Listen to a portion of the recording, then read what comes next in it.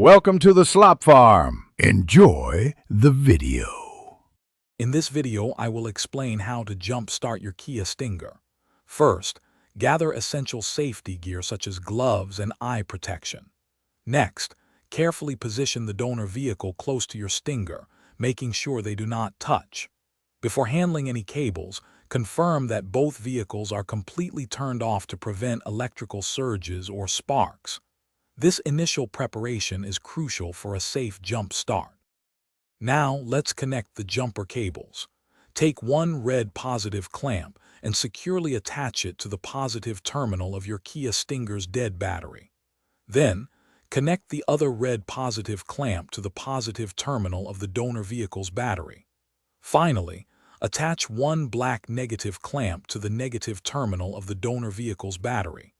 This establishes the initial circuit. For the final connection, attach the remaining black negative clamp to an unpainted metal surface on your Kia Stinger, away from the battery. This provides a safe ground. Next, start the donor vehicle and allow it to run for 5 to 10 minutes, which helps charge your Stinger's battery. After this charging period, try starting your Kia Stinger. It should now have enough power.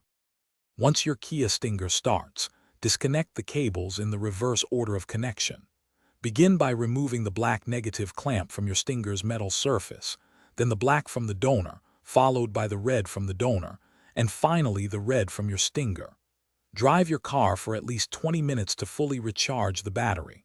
Also, be sure to check the description for a link to the Echo Dot smart speaker and other great deals. Enjoy your revitalized ride. Thanks for watching. Consider subscribing if we helped you today.